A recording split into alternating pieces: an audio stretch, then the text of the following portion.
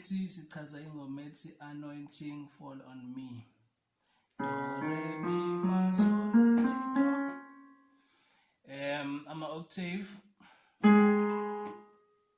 aqala ku number 5 eze ku number 3 eze ku number 4 bese ubamba chord 3 on your left hand side. On your right hand side it's 5 7 2 5 bese ubamba chord number 6 oku 6 nga left ngala u 5 1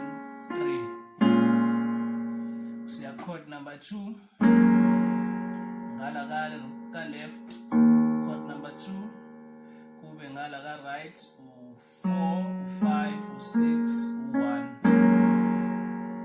bese ubambe wona u 5 1 3 ngala ka right usamile ngala bese uya chord 5 chord 5 wethu u 5 6 7 2 usuyiqala phansi ingoma njengoba nje siqalile ekuqaleni ma octave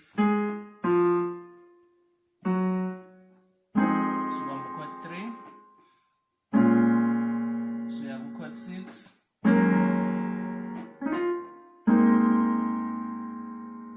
ukuthi kuyabonakala. Sidlulela kwilentuzana elandelayo. Sibamba chord number 6 la. Simbambe nobani ngaka right 5 7 1 3. Ngesikhathi ke sizokwehlisa isithupha sisibeke la ku sharp 4. Ne?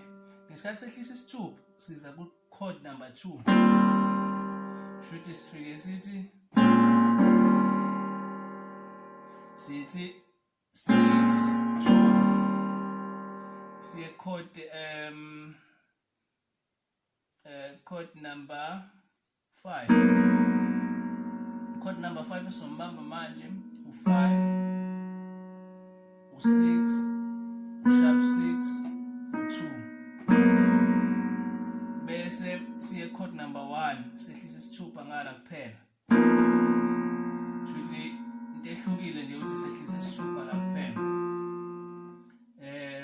Siza ku number 3 and enzalayo it's 3 6 sharp 6 bese kuba 2 chord 1 bese sibuyela ku chord number 4.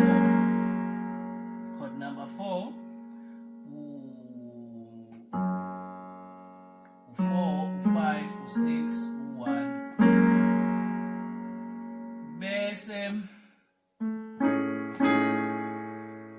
chord elandelayo u sharp 5 because nang 5 way sharp 5 la na kanjalo ka right u sharp 5 1 2 5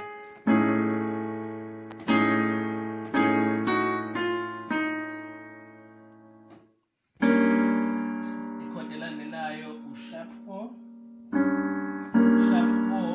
ka right sharp 4 6 1 bese uthinta number 3 wakho ngala